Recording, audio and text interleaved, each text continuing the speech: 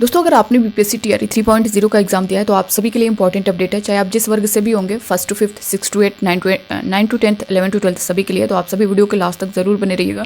नए हो दोस्तों, विजडम मास्टर चैनल को सब्सक्राइब कर लीजिएगा, बेल आइकन को प्रेस कर लीजिएगा ताकि इसी तरह की ऑथेंटिक अपडेट आप तक टाइम पर पहुंचती रहे।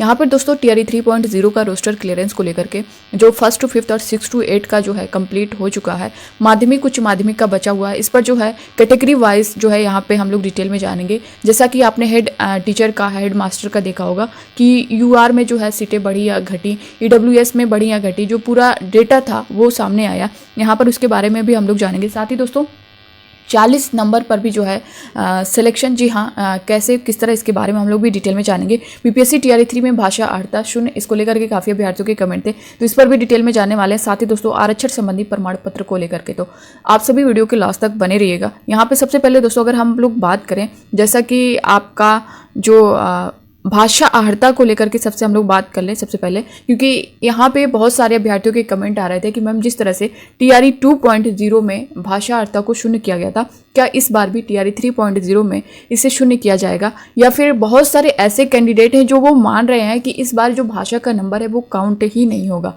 तो ऐसा दोस्तों यहाँ पे मैं आप सभी को क्लियर कर दूँ, नोटिफिकेशन के माध्यम से आप लोग स्क्रीन पर देख भी पा रहे होंगे कि टीआरई 1.0 में अगर आप देखें तो जो भाषा का आपका पेपर हुआ था वो 100 नंबर का हुआ था, और उसके बाद टीआरई 2.0 में आप देखेंगे तो 30 नंबर का था, जिसमें से आपको 9 नंबर लाना जो है कंपलसरी था, यानी क्वालिफाई करना था।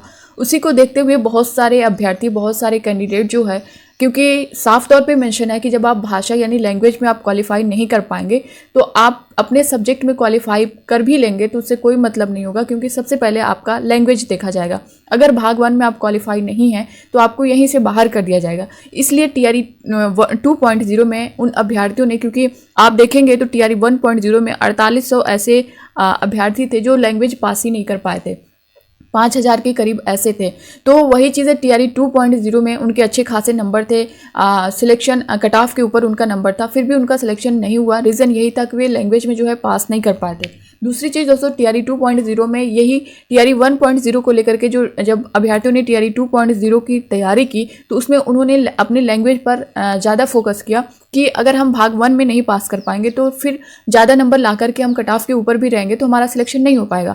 बट टीआरई 2.0 में अगर आप देखेंगे दोस्तों तो पीआरटी को छोड़कर सभी, चाहे वो 6 टू 8 हो, 9 टू 10 हो, 11 टू 12 हो, सभी का जो भाषा का नंबर था, यानी भाषा का जो क्वालिफाइंग नंबर था उसे शून्य कर दिया गया था। यानी अगर आप भाषा में 0 नंबर लाए हैं या 1 नंबर लाए हैं या 2 नंबर लाए हैं तब भी आप क्वालिफाई हैं और आपका सिलेक्शन हो गया। बहुत सारे ऐसे अभ्यर्थी हैं जो क्वालिफाई नहीं थे फिर भी उनका सिलेक्शन हो गया था। तो वही चीज़ें कहीं ना कहीं टीआरई 3.0 के भी जो कैंडिडेट हैं उनके मन में है कि जो टीआरई 2.0 में भाषा अर्हता को शून्य किया गया था, इस बार वो शून्य ही है। तो दोस्तों यहाँ पे साफ तौर पर मैं बता दूँ कि इस बार ऐसा कुछ नहीं है, कि उस बार भी नहीं था, उस बार भी आपको क्वालिफाई करना जरूरी था। बट क्या हुआ था कि एग्ज़ाम बाद कुछ सब्जेक्ट के पेपर, यानी उर्दू के या फिर पारसी के जो पेपर थे उसमें क्वेश्चन का बदलाव था, यानी जिस सब्जेक्ट का उनका पेपर था उसमें क्वेश्चन अदर दे दिए गए थे। इस तरह की चीज़ें देखने को मिली थी, जिसकी वजह से जो है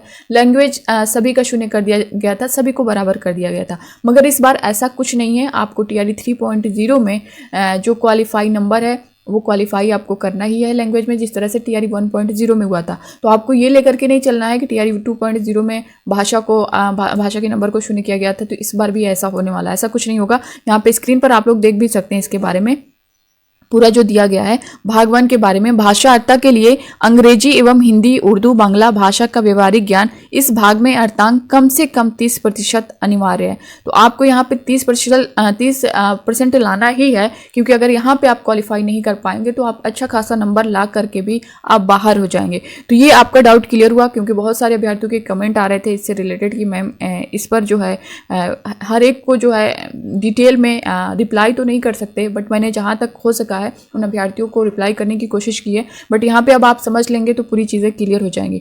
दूसरी चीज़ दोस्तों यहाँ पे देख सकते हैं आरक्षण को लेकर के काफ़ी अभ्यर्थियों के कमेंट थे, तो यहाँ आरक्षण से रिलेटेड आप देख सकते हैं पूरा पॉइंट क्या दिया गया है। ऑनलाइन आवेदन पत्र में इंगित कॉलम में आरक्षण का दावा नहीं करने पर आरक्षण का लाभ नहीं मिलेगा। यहाँ पे बहुत सारे अभ्यर्थियों के कमेंट थे कि मैम उस टाइम जो है मेरा जो रिजर्वेशन का उससे रिलेटेड उनके जो प्रमाण पत्र थे, जो डॉक्यूमेंट्स थे वो तैयार नहीं थे, वो बाद में हुए हैं। तो क्या अब जो है उनको रिजर्वेशन का लाभ मिलेगा या नहीं मिलेगा। तो यहाँ पे देख सकते हैं साफ तौर पे मेंशन किया गया है, जब आपका TRE 3.0 का फॉर्म फिलअप हो रहा था, जब अगर आपने उस टाइम अप्लाई नहीं किया होगा तो अब आप अप्लाई करेंगे तो वो मान्य नहीं होगा। इस चीज़ का ध्यान रखिएगा, अगर आपने उस टाइम किया होगा तभी मान्य होगा। बिहार राज्य सरकार के प्रचलित आरक्षण नियमों एवं इस नियमावली के अनुसार और बिहार राज्य सरकार के सक्षम स्तर से निर्गत प्रमाण पत्र के आधार पर ही देय होगा। वही अनुसूचित जाति एवं अनुसूचित जनजाति के उम्मीदवारों को निम्नांकित प्रमाण पत्र जमा करना अनिवार्य होगा। जाति प्रमाण पत्र और अस्थायी निवास संबंधित प्रमाण पत्र किसके लिए? ये अनुसूचित जाति अनुसूचित जनजाति के लिए। यहाँ पे देख सकते हैं पिछड़ा वर्ग एवं अत्यंत पिछड़ा वर्ग के उम्मीदवारों को क्रीमी लेयर रहित प्रमाण पत्र जमा करना अनिवार्य होगा।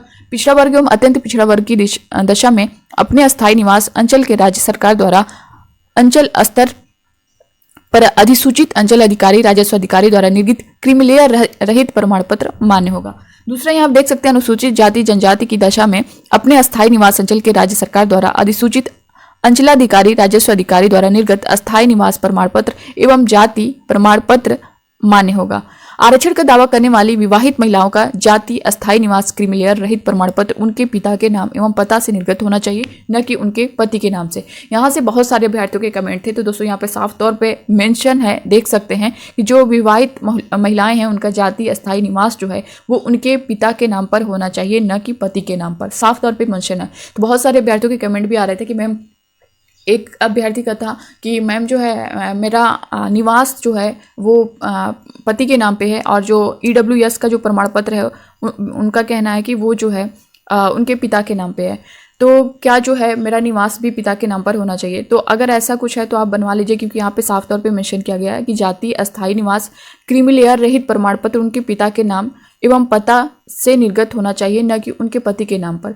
तो ऐसा कुछ है जो आपका प्रमाण पत्र है, निवास प्रमाण पत्र है या आपका जाति प्रमाण पत्र है, ये आपके पति के नाम पर है, तो आप लोग जो है उसको चेंज करवा लीजिए, पिता के नाम पर करवा लीजिए, ठीक है, ताकि आपको आगे कोई दिक्कत ना हो। यहाँ पे साफ तौर पर इसको लेकर के मेंशन किया गया है।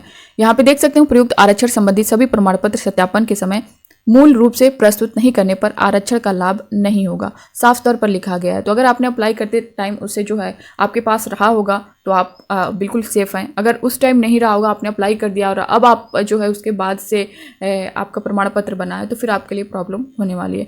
तो ये था दोस्तों आरक्षण से रिलेटेड काफ़ी अभ्यर्थियों के कमेंट था, जो कि मैंने यहाँ पे आप सभी का क्लियर कर दिया है। दूसरी चीज़ यहाँ पे देख सकते हैं जो कैटेगरी वाइज हेड टीचर का अगर देखेंगे, हेड मास्टर का, तो रिजल्ट के बारे में जो चीज़ें निकल के आ रही हैं दोस्तों, सबसे पहले इसी का रिजल्ट जारी होगा और कहीं ना कहीं TRE 3.0 का रिजल्ट भी अभी तक अगर ऑफिशियल लेकर के चलें तो 25 अक्टूबर से 31 अक्टूबर तक जो BPSC के चेयरमैन हैं उन्होंने बोला था कि हम जो है 25 से 31 अक्टूबर तक जो है रिजल्ट देने की पूरी कोशिश दे देंगे। तो अगर BPSC की माने तो अभी इसी पर टिका हुआ है, लेकिन न्यूज़ के माध्यम से कई तरह की चीज़ें निकल के आ रही हैं कि छठ के बाद जो है आपका रिजल्ट देखने को मिलेगा, लेकिन फिलहाल हम इसे ही मानेंगे क्योंकि ये BPSC के जो चेयरमैन थे उन्होंने खुद बोला था। अब यहाँ पे देखें दोस्तों, जो हेड टीचर के जो टोटल पद हैं, रोस्टर क्लियरेंस वाला जो मामला है, यहाँ पे 37,943 पद दिखाए जा रहे हैं। इससे पहले जो पद था वो दोस्तों 40,247 था। तो कहीं ना कहीं ये पदों की संख्या घटी है। और क्या आप सभी के कमेंट आ रहे थे कि मैम क्या जो है TRE 3.0 के भी जो 87,774 पद हैं, इसमें भी रोस्टर क्लियरेंस के बाद पद घटेंगे या बढ़ेंगे? तो इस पर भी हम लोग बात करेंगे। पहले इसको देख लेते हैं कि घटने की वजह क्या है। दोस्तों कई स्कूल का मर्जर और डीमर्जर हुआ है, जिसमें से कई सारे स्कूल को एक और कई को जो है अलग कर दिया गया है। इसी वजह से जो है ये आपके पदों की संख्या है वो घटी हुई दिख रही है। अब TRE 3 क्या जान लें कि हम 87,774 जो पद है उसमें घटेगा या बढ़ेगा। तो दोस्तों देखिए अभी इस पर तो यही चीज़ें चल रही हैं कि जो टोटल पद है ना उससे कम होगा ना ज़्यादा होगा, यानी उसी पर रहने वाला है। तो ये चीज़ें निकल के आ रही हैं कि 87,774 जो पद हैं वो उतने पर ही जो है आपका जो रिजल्ट है वो देखने को मिलेगा।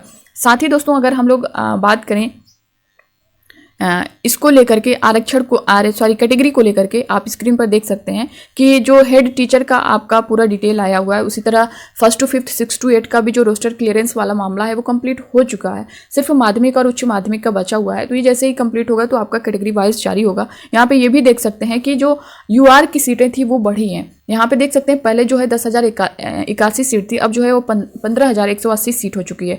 वहीं और जो रिजर्वेशन वाली थी EWS की बात करें, SC ST अत्यंत पिछड़ा वर्ग, इनमें आप देखेंगे तो सीटों की संख्या जो है घट गई है। पहले 4,018 थी EWS की, अब वो 3,791 हो गई है। वहीं 8,041 SC की थी 6069 हो गई है। 806 जो है ST में थी और 393 अब जो है हो चुकी है। अत्यंत पिछड़ा वर्ग में देखेंगे तो 10,056 थी जो कि 6,822 हो चुकी है। पिछड़ा वर्ग में देखेंगे दोस्तों 7,245 थी, अब 4,549 हो चुकी है। तो आप देख सकते हैं जो कैटेगरी वाइज सीटें थी, जो EWS हो, SC हो, ST हो, सभी की सीटें माइनस हुई हैं और UR की सीटें बढ़ी हैं। तो क्या TRE 3.0 में भी यही देखने को मिलेगा? तो बिल्कुल मिलेगा दोस्तों, क्योंकि जो आपका रिजर्वेशन वाला मामला था 65% पर बना था, अब वो 50% पर हुआ है और 25% सीट पर आपकी जो सीट थी, जो पद थे वो देखे गए थे, अब ये आपका बढ़ जाएगा और 40% हो जाएगा। तो आपको यहाँ पे UR में आपको सीटें बढ़ी हुई दिखेंगी, बाकी जो सीटें हैं वो आपको घटी हुई दिखेंगी।